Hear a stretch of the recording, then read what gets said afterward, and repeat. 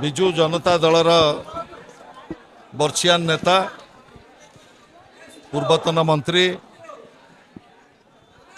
ନୂଆପଡ଼ା ବିଧାନସଭା କ୍ଷେତ୍ରରୁ ଚାରି ଥର ଓଡ଼ିଶା ବିଧାନସଭାକୁ ପ୍ରତିନିଧିତ୍ୱ କରିଥିବା ଜଣେ ଲୋକପ୍ରିୟ ନେତା ଶ୍ରୀଯୁକ୍ତ ରାଜେନ୍ଦ୍ର ଢୋଲକିଆଙ୍କର ଆଜି ଅକାଳ ବିୟୋଗ ହୋଇଛି।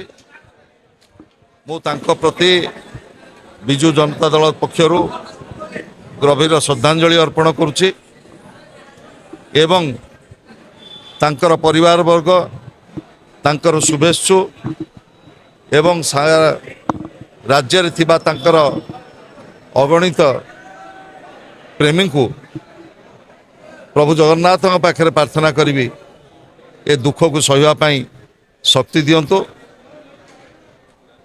ସ୍ୱର୍ଗତ ଢୋଲକିଆ ଏଭଳି ଜଣେ ନେତା ଥିଲେ ଯିଏ ଲମ୍ବା ସମୟ ଧରି ତାଙ୍କର ସମଗ୍ର ଜୀବନ କେବଳ ଜଣେ ରାଜନୈତିକ ନେତା ହିସାବରେ ନୁହଁ, ଜଣେ ସାମାଜିକ କର୍ମୀ ହିସାବରେ ତାଙ୍କର ଯୋଗଦାନକୁ ସବୁବେଳେ ଆମେ ସ୍ମରଣ କରିବୁ। ନୂଆପଡ଼ା ଜିଲ୍ଲାର ବିକାଶ ପାଇଁ, ପଶ୍ଚିମ ଓଡ଼ିଶାରେ